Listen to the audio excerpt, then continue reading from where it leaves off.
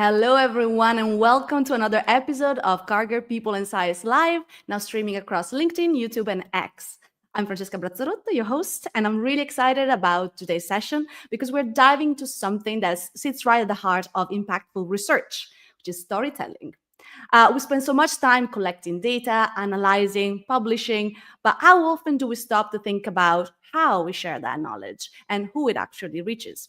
So today we'll unpack that with someone who's been helping researchers bridge that gap for years, Andy Tattersall. Andy works at the intersection of journalism, academia, and digital media, helping researchers make their work more visible, engaging, and understandable to wider audiences. So Andy, thank you so much for being here. It's a pleasure to have you with us. Thank you for the invite. It's great to be here. So let's start from the beginning. You've worked in the library world at Sheffield University, for example, for a while, and now you're moving out of that, that stage. So how did your journey into this kind of complex space begin? So, well, primarily I've worked in health research. So I worked in the School of Health and Related Research at the University of Sheffield. So I'm a Shambrarian, someone who very much is connected with the library world, but I'm not a librarian. And my journey started around 30 years ago. I did a journalism degree. I went off to be a sports journalist for the National News Agency for a short while, and then joined the university and was pretty much involved in library work for a short while, and started to bring some of my, subconsciously, I think, some of my journalism skills into the area, largely driven by technology. So by doing things like starting blogs, starting to investigate social media, creating videos for YouTube.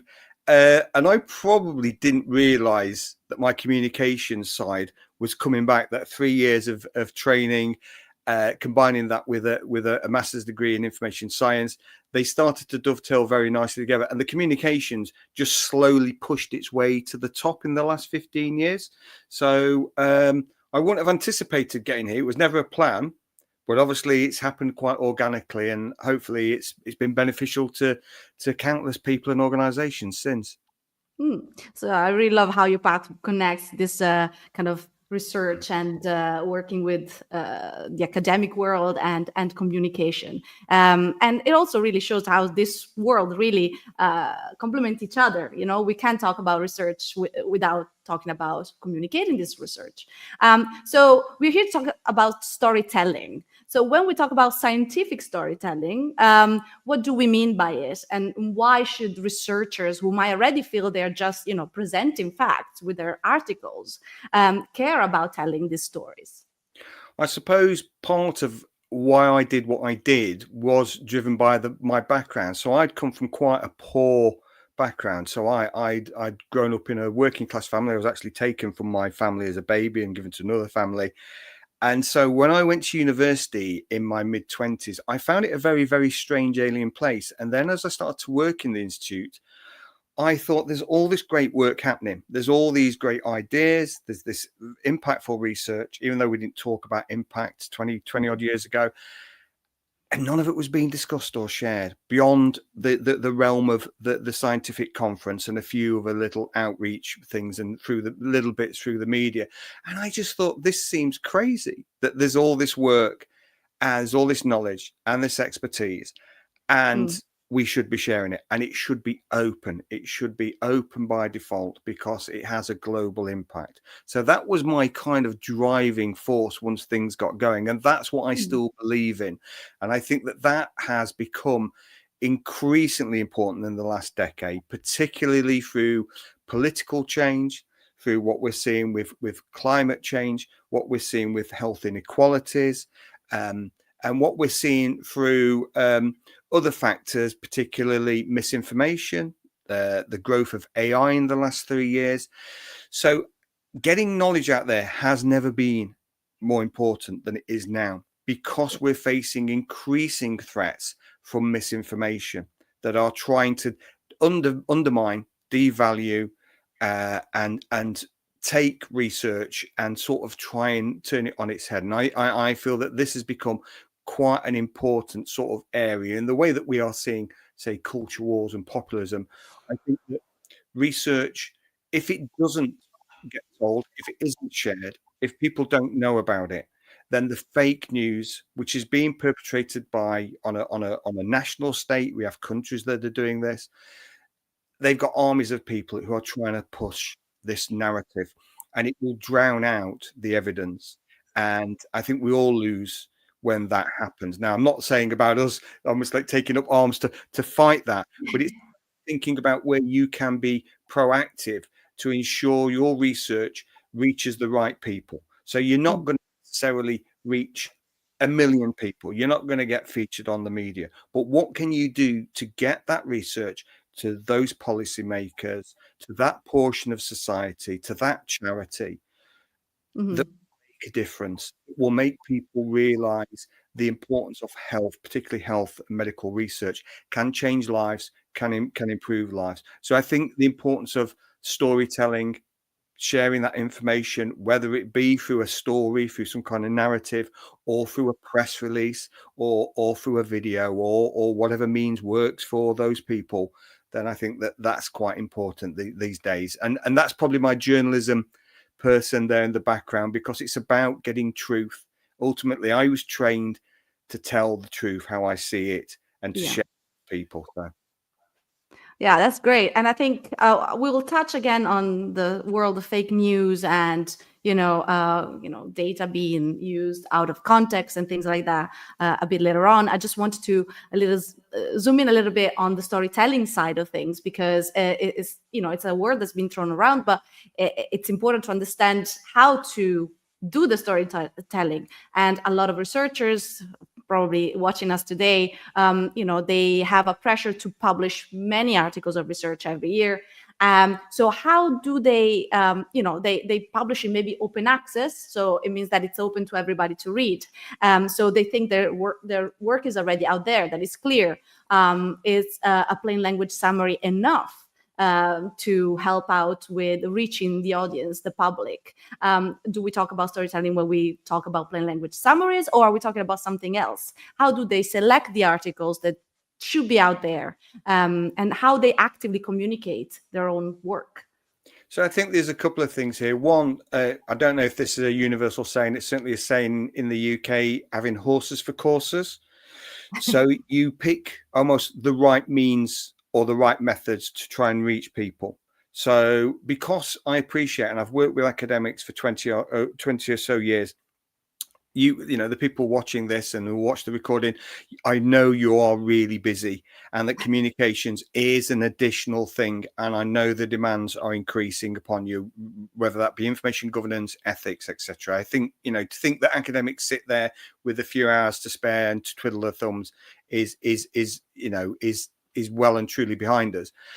So I think it's about picking the right platforms. And when we talk about storytelling, when I think about storytelling, it's trying to take something that possibly is potentially quite faceless, a piece of faceless research that is anonymized. It's a data set that's anonymized, but we can potentially distill it down into how it may impact one person, whether that's a child, whether that's an old person. Can we tell a story about how this work changes lives, what it will do? Does it allow that person to be able to have freedom to travel somewhere? Does it have the ability to make sure that somebody does not need medication to live a normal life? Does it mean, particularly with old people, will they now have the confidence to live a better life with particular medical support and aids? So I think it's about sort of distilling that, and you can do that with qualitative research, not just quantitative. It's not just about taking data. You can take that from qualitative information. And I think particularly for those researchers who are already or contemplating about doing public and patient involvement, working with members of the public, working in communities, going into communities, whether that's a community of elderly people or an ethnic minority, it's about having a dialogue with those people who have those lived experiences to find out their story, and that requires effort, that requires time, effort, it requires money. People can't just do things for free. You can't keep parachuting into communities and saying, hey, work with us, we're a university, we want to publish some research and then you go away, you have to make sure that it is rewarding for them. But I think this is a kind of a circular thing. It's a beneficial thing, and the researchers get to learn more about their research. They get to read more about the participants of that research, because obviously a lot of health medical research involves human participants, and that is the key word here: human. It's about humans, and an awful lot of researchers, and some who will be watching today, probably are conducting research that means a lot to them personally. Maybe they've got a family member who has a condition. Maybe they've lost somebody as a result, and they felt compelled to do research in that area. And I think that's the key point. And if you're driven by that human emotive side, I think that helps get a message across better. I think it helps portray, but it comes down to horses for courses. It comes down to, is the way to tell your story through a public engagement event? Is it through theatre? Is it through a video? Or is it through a story, a magazine, a zine, a colourful zine that may be aimed at younger people? Or is it aimed through trying to just reach the media and policymakers and try and get it across there in that way? That makes so much sense. I mean, visibility, especially nowadays, really doesn't just happen. You really have to guide your audience or your, the people you want to help towards your work and show them why it matters. So I guess, that's a really good point. So if we are moving from why to how, and you're already given a few examples of how you can translate or you can do this storytelling with, some researcher might not have time, as you said, to make their work visible on social media, for example, or might not be comfortable with using social media. So just to mention some of the alternatives that you were discussing, and that you have used in the past and have been successful for those that don't want to use social media. Could you give some other examples, that impactful ways of sharing their research? Yeah, absolutely. And I think it's quite important to sort of like state, and I see this a lot, and perhaps I was a little more like this 10, 15 years ago, a little more kind of fundamental, as in, look, this is great, you should do it. I don't know why you're not doing it. And I still see that. And I don't think that that's the way forward. I don't think any academics, PhD students, early career researchers through to professors should be pressured into doing things that they're uncomfortable with, because it just won't work. It makes them anxious. It's the kind of things that will add towards reasons why they may leave the profession. So if you don't feel comfortable on social media, then that's fine. There are other ways around that. And that doesn't necessarily mean you have to create it, but it does lead to the kind of the important question here, which I think is often overlooked. How do we fund this? And I think that is something that should be happening more at the funding process. So when you're applying for particular bids, and I appreciate this may work more for those who are applying for bigger bids of money, but you don't need an awful lot of money to do some of these activities, then you try and factor in communication activities. And that might be, I want to make an infographic poster, I want to run a public engagement event, I want to put some protected time aside to write a blog post or a lay summary, I want to make a podcast, etc. And there are people who will help you, and they may be within your organization. And I think it's quite useful. And one of my tips is if you know people who can do that, who might be media comms people who traditionally work more within the actual media news side of things, or the more learning technologists who may know how to make videos and podcasts, get to know them, take them out for a coffee, see if they've got capacity, see if they can help. Outside of that, then it is having conversations with other people, and that may be external consultants. Obviously that's what I do, and it's talking to them and saying, I want to make this, I have no idea how to make it, I don't know where it should go, and that's key. These are some of the things you should look for. A good consultant will know how to make the content for you, but will know where to share it potentially, and on what platforms and how.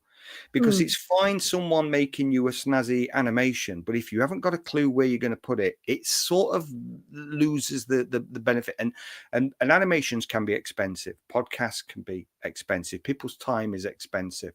Yeah. So, but you can do things on a lower budget. And obviously you can do things yourself as a researcher if you feel compelled enough and you feel you've got the capacity. It needs both Mm. of those. And then what you need is the ability, and that's the knowledge. And that's whether you then go on a training course, you spend time watching some YouTube videos, reading up about these things and trying to learn. What I would say is that certain things, making things like infographics, are not as hard as they look. You may feel like you're not very creative, but what you need to know is what are the key principles of making an infographic? How do you present data? Mm. What should it include? How do you make it accessible? All those kind of things. They're the key things. You don't have to be a design genius to make them. It does help to be creative. I think it does definitely help to be creative, but there are lots and lots of tools out there, lots that make infographics. There are things that will help you make podcasts. There are things that will help you make animations. Tools like Sparkle, which has a tool called Video Scribe. Things like PictoChart, which will make you Mhm. infographics. You can use Canva. I'm sure there'll be a lot of people know about Canva.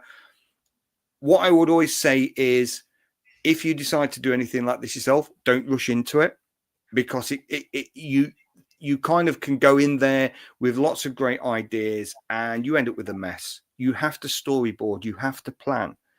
And I Mhm. know, again, if you're busy, the planning side does feel a little bit of an annoyance.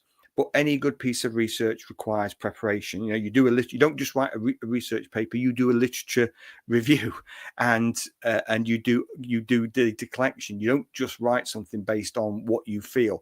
So Yeah. I think I think it's about thinking about what you want to create and what are the parameters you're working within.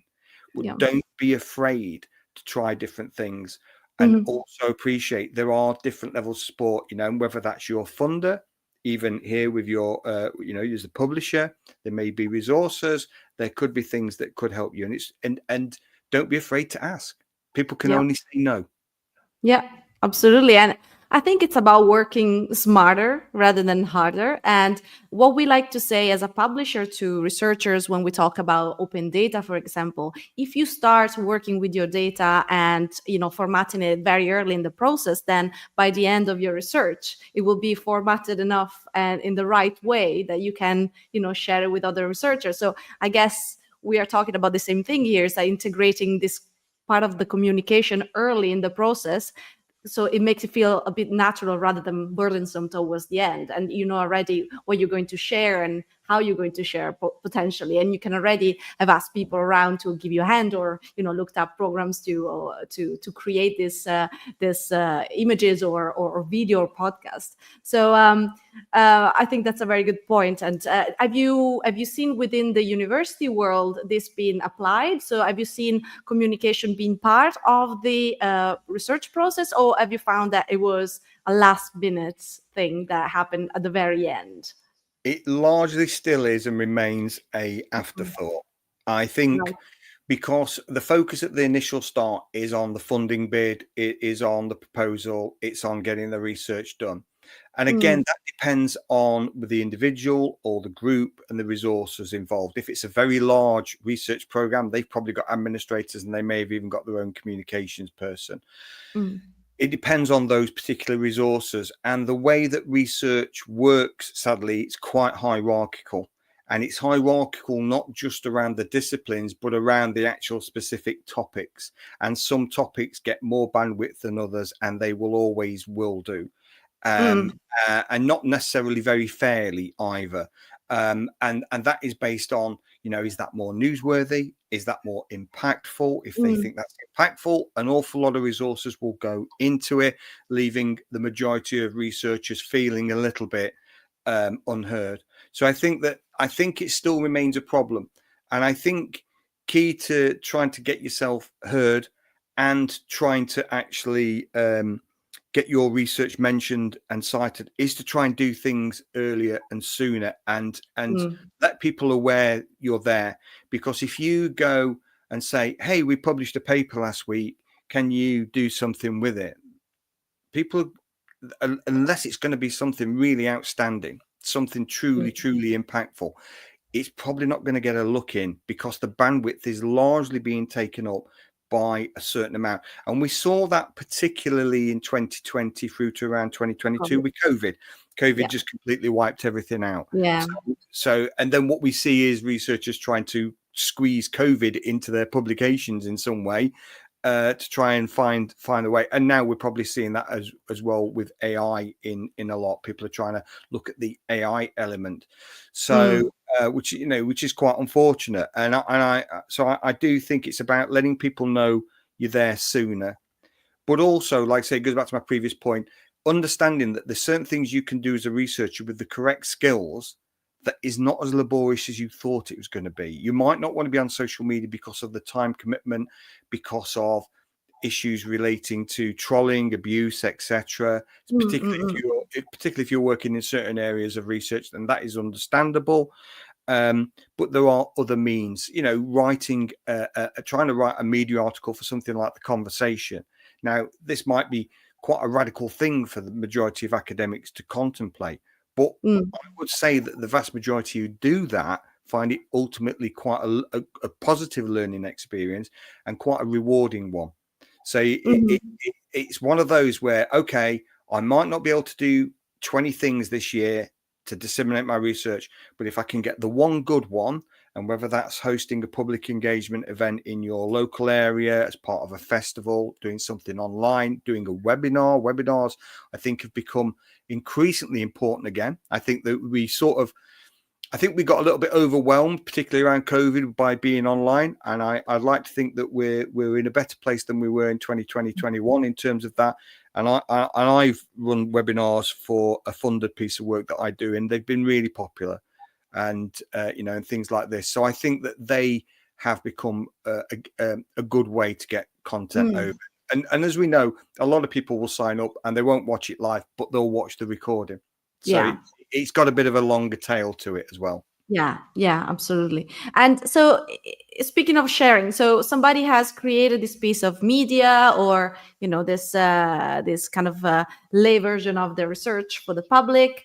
Now, how can the researchers make sure that they can assess the impact of their work once it's out there and still get proper credit for it? There's a comment I think somebody just posted about the challenge of communicating data to non-data savvy people, for example, right?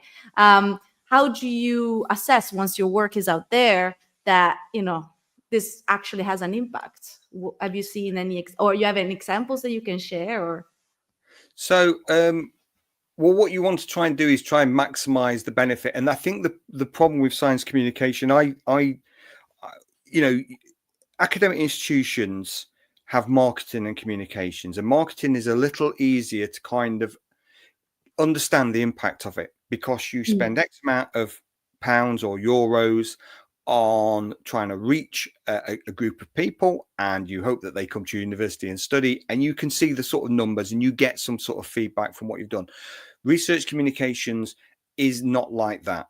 You can do an awful lot of activity and not see much immediate return, but you may see it later on. There's a very long tail to this.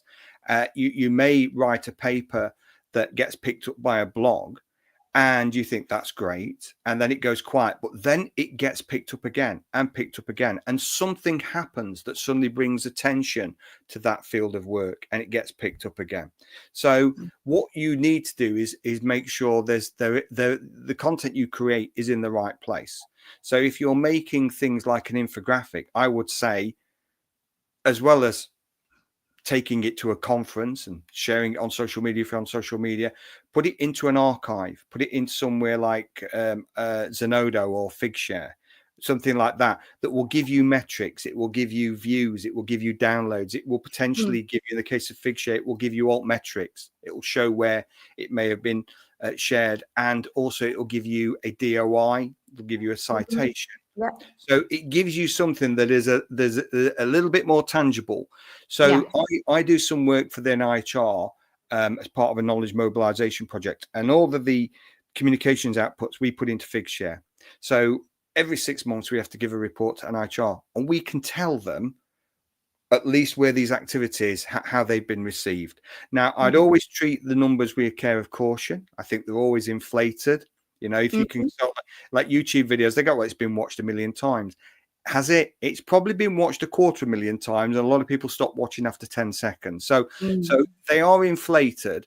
So I think trying to think about that, but also working with people to help you share it. You can't do that on your own usually. If you're an individual who's on LinkedIn and you've got 150 contacts, and let's say the majority of those are not even the right contacts, and you're not posting it in the right places, and you're not posting it in a particular group, and you're not posting it on Reddit, and it's not getting cited on Wikipedia, and all these ways that it can spread out, then this is where you talk to the funder, and they have a comms team, and they may be able to broadcast it. You look for things like awareness days. Okay, I've done some research around, say, breast cancer, and there just happens to be a national or international breast cancer awareness day. This is a day that perhaps I can share this. I can contact those particular organizations and see if they will share this information. Again, people can only say no. So so it's trying to be a little bit more kind of tactful, and don't be afraid. I'll give you an example of where I've done random things. So I hosted a webinar a couple of years ago on childhood nutrition, and I promoted it on Mumsnet, which is a big, you know, for those who don't know, it's a big internet forum for primarily mothers who talk about things like children's nutrition and among many other things. But I went there and posted it in the right form around early child nutrition because people were interested in that. I just had to register, join, posted it there. But tracking impact is hard, and you don't always see it. Altmetrics and things like Overton and altmetric.com, and I know that Cargo has Altmetric embedded in the publication pages, that will show you where you've been cited in policy. I think that's where most academics are just not aware. Their work is cited in policy. That is potentially impact. It probably can be classed as impact if you've been cited in clinical guidelines, which are now tracked by BMJ. If you're cited in other policy papers, other white papers, etc., then these are things where you go, okay, it's great that my work was mentioned in the media. It's great that I was covered on a blog. I've been cited on Wikipedia, but this is something that is underpinning an actionable thing that will change lives. So I think about tracking, and if you've published, you know, with you, then people with Cargo, then you know, researchers can go and have a look at their publication page, click on the altmetric data, and it will show them. Primarily, majority of the comms are going to be around Twitter, now X. There's going to be increasing amounts around Blue Sky, because Blue Sky has eaten into that academic space quite well over the last 9 months. But it's predominantly going to be around those. But what you're looking for is the policy. You're looking for clinical guidelines. And you'll know that by finding that data. And I think most researchers are not aware of that. And a lot of them, again, because of imposter syndrome, perhaps feeling a little bit scared about investigating this, that you know, we focus very much on H indexes and citation counts and impact factor scores. But for researchers, knowing they've been cited in policy, and the fact you can find this out is a really good way. And that can be a very long tail. You know, you could publish 10 years ago, and it could have been cited in 10 policy papers, one each year over the 10 years. It's a long tail of your research, whereas the media will pick it up and run with it within the first month or two, and it'll die off. Yeah, that's a good point. The length of the relevance of some articles, and some pop out back, later on for some reason. Sometimes the reason might be good, sometimes might be not that great. So I just want to go back now to the point of misinformation, data taken out of context, the dangers surrounding the sharing of your research with the world. So. And we've talked about this before with other scientists that we had on this program. And we're living in the age of fake news, deep fakes, AI generated content, and science sometimes gets caught in the crossfire, let's say. And I think, and I quote you from something that you posted on LinkedIn, that we need to share evidence, engage in dialogue, and ensure that fact ranks above fiction in the search results. And I think it really sums it up very well as a solution, of what we need to do. So, what responsibilities do researchers have in this space, and how they can communicate with confidence and even cope with backlash when it happens, when they engage publicly? So first and foremost, obviously, it should go without saying, but we know that there are bad actors within the academic community. Globally, we know there are people who will fabricate data. We know that people will use AI to write poor quality papers, and these have in the past and probably still continue to slip through peer review, sadly, and that's a problem. It's a problem for publishers. It's a problem for the academic community because it doesn't help. So I think it's important for the academic community to be vigilant of that, and that's where it's been good with things like post-publication peer review, open peer review, things like retraction watch, these kind of guys who are looking for this sort of behavior, and for academics just to sort of look out for each other, not to sort of try and spy or call them out, but just look out for that, because that's not certainly helping anyone's cause. And I know that in some countries the imperative and the initiative to publish becomes driven by the sheer number of publications you're doing and how you self-cite, etc. And that's a problem, and it's a wicked problem. We don't know really how to get to grips with that, because that's being led on an institutional level in some countries and potentially on a national level. When problems do happen, it's about trying to, prevention is the best cure. So it's trying to prevent any issues happening. One way to do that as a researcher is to control the message. So it is to control what is going out there as best you can. Now, you can do that if you're writing the articles. If you're writing an article for the conversation, you will not publish something you don't agree with. And it's important, if anyone who's published with a conversation, because I know there's a European edition, there's the English edition, American edition, that when you're working with a journalist, unlike a traditional journalist relationship, you've got the control. You can say, I am happy for that to be published or not. When you deal with a journalist from, whether that's the BBC or, in the UK, the Daily Mail, the Express, who can cause particular problems because they will angle this. And I'm sure the same is in other European countries. You don't have the control. And they'll take sound bites and they'll take snippets and they'll try and frame things to fit their own editorial agenda. That's a problem. It shouldn't put you off working with the media, because it still remains a great way to do this. And what I would always say is, if you feel that your research may get media attention, or you feel that you want to get involved in media attention, then do explore where there may be media training, because that helps you. That helps you deal with that kind of pressure, because I think it can be very rewarding. There was a colleague I worked with at Sheffield who really broke through when COVID happened, because he was sharing a lot of data relating to COVID. And even though he wasn't a COVID researcher, he was actually an addictions researcher, but he was really good at data presentations. And he has been on the BBC and interviewed by countless newspapers since. And it's not been, it's not been straightforward, but it's hugely benefited his career. He's now a professor. It will have all added towards his progression and him becoming a bona fide expert in what he does. So I think that it can be a problem working in the media, and that can lead to reputational issues. So by having clear messages, by thinking about what you're going to say, and getting the key points across, which is hard for some academics. They're used to writing, 5,000-6,000 word papers, trying to get those 3-4 lines across and explaining why you're doing that research. Often that's what they're trying to undermine. Why are we doing this? Why is this important? What impact is this going to have?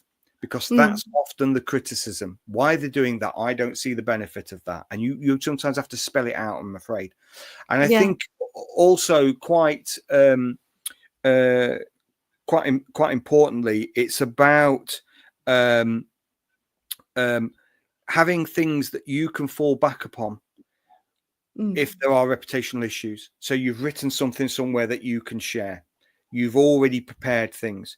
And again, this goes back to speaking to people early, speaking to communications experts, keep speaking to your communications team, making them aware, doing the media training, and then preparing.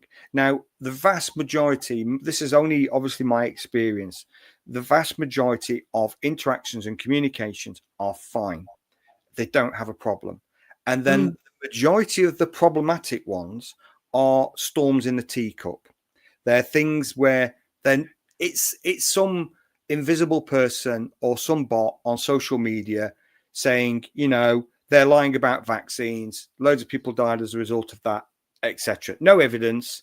And what I would say is, don't invest your time arguing with these people. You are shouting at potentially a dog typing on the internet. We don't know who it is. Where things obviously are in the next stage, this is where you're dealing with potentially people who have an agenda, but also have the finances to push things. We're talking about lobbyists here. Yeah. People working in particular areas of the media or notable, say, conspiracy theorists, etc. And there are problems there. We know there's problems there. It's more problematic for female academics as it is for female politicians on the web. We know that they get targeted in a certain way. And we know that it can get quite nasty quite quickly. So these do happen. Now, in my experience, I've not come across anything at that level, but I have dealt with issues that have been a potential reputational problem. I'd say half of them, if I'm honest, are caused by academics acting clumsily or speaking out of turn and saying things that they shouldn't be getting involved in. And half of them are people that are coming after the academics. These are a real minority, but they can be a real problem, and they can very much wreck an academic's life. They can make it that people just want to quit. And in the big scheme of things, they are a very, very small minority, but it's certainly enough that we should talk about it because it shouldn't happen. And this is where academics should work with the professionals. They should work with the communications people. If a reputational issue arises, you talk to line managers, you talk to the communications people, you work out a strategy, you work out whether to respond or not. In most cases, it does not deserve a response. Most of it, like I say, is somebody creating some kind of a moral panic. They've got very few followers on whatever social media platform. They're just saying nasty things. I know that's hurtful, and I could totally understand and get that. And it's easier said than done just to say, forget about it, don't let it ruin your night. I know that, so I wouldn't downplay it for a moment. But in most cases, a lot of these just move on. Today, a group of people might be getting upset about this, and tomorrow they will be upset about something else. So today they might be upset about paying young mothers to breastfeed because it's good for their child health and for their health, and tomorrow they might be getting upset about pensions, and this is the way it goes. So for those really highly problematic ones, this is where you work with professionals. This is where you assess the plan and what to deal with. Never ever jump straight back in. Do have a conversation. Things can get heated quite quickly. It never looks good online to be having an argument. You might be right, you might be wrong. We've all seen people, couples out in the street having blazing arguments, and one of them might be right and one might be wrong, but they both look terrible. And I think that's the important thing to remember. Don't get involved. Don't feel you have to apologize. Don't feel that because you've got to be very careful that you suddenly don't become across as the voice of your organization. Someone has done your research, and then you say, "Oh, I'm really sorry about this. We didn't intend this." And all of a sudden, it looks like you're speaking on behalf of your organization. Your organization might be saying, "Hang on a minute, we need to talk about this first." Yeah. Lots of these cases I've come across are quite unique, and like I say, in a lot of cases, it's academics doing naive things, clumsy things, and sometimes plain right stupid things. There are academics who have publicly shamed students, who've said some pretty abhorrent things on the web, and you kind of know that they were probably going to do that in the office and get found out. Social media's just facilitated it. But there are also those cases where someone is sharing something, whether, particularly as we know, vaccine research, gender studies, climate change, anything like that, you're going to get people targeting you. And it's deciding how much of a threat they are and how much you want to get involved in that conversation with them. Okay, so play smart. Do not answer straight away. Get help if needed. Talk to your manager or your supervisor, and just make sure you don't write things you can regret or that could impact negatively for the institution you're working for, your affiliation. So I guess document as much as you can. Document as much as you can, and also where applicable, you may have to bring in other authorities such as the police. You also work with the platform as well to report it. There's a lot of things you can do that will just negate it. If you get someone who posts on, say, Blue Sky, or if you're still using X, and they post a few nasty posts at you, just block them. Yeah, I mean, let's hope we don't get into that kind of situation, but we don't want to paint a too bleak scenario, right? Yeah, it's still good to share your research in the right way, but do not worry about like the worst case scenario. But we got you covered. But what I would say is, and I say this when I teach this, think about reputation management as insurance. I hate teaching about reputation management. I've had issues that I've had to deal with, where people have come for me or made claims, nothing to the level of what researchers would face. And it's a very dry subject. It's quite a scary subject. It will put people off disseminating research. But for the vast majority of academics, it will never be an issue. And that's why it's like insurance. We all have to buy car insurance. We all have to buy home insurance. We buy phone insurance, boiler insurance. We spend all this money, but we hope we never need to use it. Yeah. And that's the thing. What I want researchers to understand is, do think about reputation management. Do try and have an understanding about what may happen if things go wrong. But let's hope it never does. At least you know what to do. That's the key thing. So it doesn't come as a total shock, because I think if we don't discuss it, then it can come as a shock to people. Absolutely. Thank you for sharing that. And it is just such a fascinating subject, and also so crazy to see the kind of polarization that science communication creates sometimes. Just in the comments, I've seen somebody mentioning that when they talk about science communication with their colleagues, they are just not interested at all. And then on the other side, we have societies that instead encourage that and provide the funding for that. So I don't understand what the divide is. When we talk about, for example, something like open access, that for those that are not aware, is when you publish a paper or a research paper and it's anybody can read it, right? Across, around the world and across all journals.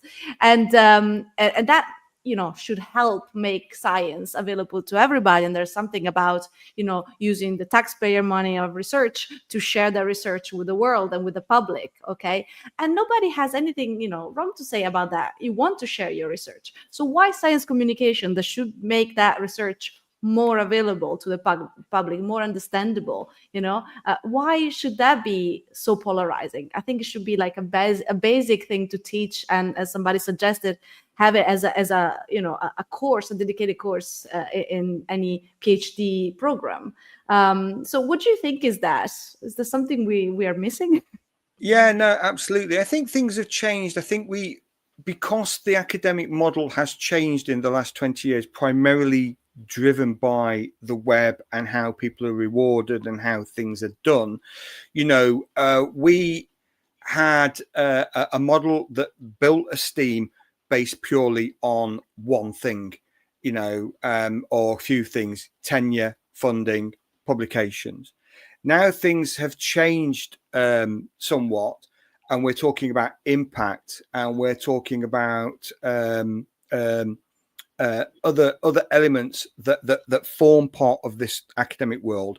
For junior researchers, doing all of that is still very important, all the original, but there's all these other things that can help them, that can give them sort of the leg up, that can give them the esteem, and help build collaborations, because communication is not just about sharing. It's not just about having a megaphone and telling everybody about your work. It's about letting other researchers know you exist, and they may Mm, not be researchers in your field, but they may like what you're doing. They may actually think, oh, this is a person I could collaborate with. And that's what we have seen. We've seen collaboration. And I do think that a lot of the ones who have communicated have found these sort of fringe benefits that they would not have expected to have got. Okay, they're better known. They get invites to more conferences. They get invites to do other things, but they start getting invites to write publications that they wouldn't have been involved in. They get media appearances. I agree with the comment that was made earlier, I think it was by Charles, about, we're not teaching enough students early on about this. I think there is a bit of a confusion around the terminology we use, because science communication and a lot of science communication courses are often about teaching, for me, core fundamentals of science. So teaching core fundamental science, whether that's going into a school and doing some outreach or doing some civic engagement. And I think there's a broad spectrum here.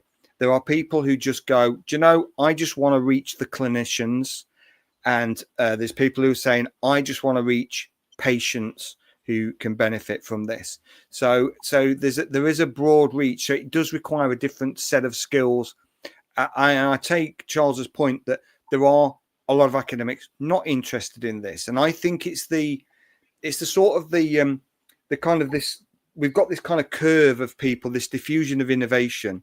We've got the innovators, the people who will do the really fancy stuff. They're far better communicators than me. They do it far more technically. That they've sort of like grown up with this. And then you've got your laggards at the other end. And I learned around 15 years ago, don't invest my time in those people, because they might get there when they get there, but they are just not interested in not only not communicating, but probably not doing their research any different to how they did it 10 years ago. They might have decided, I'm going to run my models in Microsoft Excel because that works well. I'm never going to use R to do my modeling. And so you just leave those people. It's the majority in the middle, almost like the floating voters in a political race. It's the ones in the middle who sort of feel they should be doing something, and they're just not sure what it is. And there are a lot of researchers, and I worked with researchers who just went, they did their work, they did it really well, they published their papers, they taught, they didn't do any extra curriculum, they did no citizenship, they just went home at night and they left work at work, and they that's fine. That's fine. Nobody should be forced to do these extra activities. So I think it is about how do we reach that middle group, because, again, as a comment from Charles about where we are going as a society, and particularly certain countries, and what we've largely seen in the US and the sort of threats to information there, whether that's public and school libraries, whether it's the NIH, the sort of the issues we're seeing there. It is increasingly important, because then we start to see some of the conversations we may have seen by people who are not experts in the field saying, hey, as we've seen in the US, hey, perhaps we should start investigating whether we have a measles vaccine. And then the research community kind of going, it already exists, you're telling people to stop using it, and this is why, this is the evidence, here is the data as to why this works. So I think it needs more of a kind of a cooperative there. It's just not something that academics can do on their own. They do need the communicators, they do need the organizations, they need the funders. They will get some help by the media, but unfortunately large parts of the media are pushing against the scientific community as well. So we know that is a sort of a key area of contention, and that's where we start to see a lot of that misinformation as well, unfortunately. That looks like a very grim scenario, doesn't it? It is. I think this is why it's more important. I don't want to sort of, because I think there's a lot of positives and we see a lot of breakthroughs, and we are seeing the positives from all of this. We are seeing where research is making a change. You know, we are looking at where lives are being saved. We are hearing the stories. We're hearing the stories now about how AI is being used and how that is speeding up certain areas of medical development. So we just need to let people know that, to remind them that. And I think a lot of people are receptive to that. The majority of society are receptive to that. We've just got to get those who are not certain as to what is fact and fiction, and get better at telling them that. Yeah. And you know, I know for a fact that there will be countless researchers who are just uncut gems ready to be polished that will go out and do this brilliantly with the right support. Absolutely. And this is sorry, I'm conscious of time because we could talk about this for hours and hours, but I just wanted to ask you, like, looking ahead, what are the trends that you see shaping the future of scholarly communication? Because now that we have, as you said, AI, open science and things like that, this might change the way the researchers are sharing their work and also measure the impact in the years to come. So what are the trends that you see, or a prediction you can share with us of how things are going to go in the next, let's say, 3 to 5 years? Well, certainly an area that has been growing. It's all these kind of platforms, everything sort of changes and comes and goes. And as we saw with Twitter, that sort of like kicked a lot of dust in the air when Elon Musk purchased Twitter 2.5 years ago, or certainly 3 years ago. I think areas where there is potential in terms of getting information out and knowledge out is using AI potentially to help with things like lay summaries and getting research, because we have to understand, there's certain elephants in the room, and one of them is a lot of people's attention spans are not what they are. Yeah. So they don't have a lot of time, and reading academic papers was something that academics did a lot more in the past. So how do we get those papers under their noses? How do we get academic papers? Because academic papers are still the gold standard of sharing research, and they will be for as long as I'm here. So they will remain. And how do we get those to the right people? So that's the policymakers who will then impact it. And we're not just talking about the WHO. We're talking about local health authorities who will have public health experts who can then mobilize that knowledge within their community. They can take something and say, this piece of research will have a positive impact. It's done some research on housing and health and inequalities. And actually, we can see if we spend X amount of euros or pounds, we can improve a load of people's lives. So how do you get that to them? How do you get that to other academics? How do you get that to people who will make a change? So it's thinking, and I think one of the future benefits is things like podcasting. Podcasting has a huge potential. And we're not talking about people making 2-hour podcasts where they kind of chew and drill into. You can make a 25-minute podcast that will cover key points of a topic and point people to that research underpinning it. And now Altmetric do track podcasts. So they do attract attention of podcasts as part of their platform. So it's about getting it to people in a way. If you're a local health authority person, someone working in public health, and you've got a 30-minute train ride or bike ride to work, you can't read the paper. You can listen to the podcast, and then when you get in, you can read the paper. You can look at the data, go further into it. So it's a kind of a gateway in there.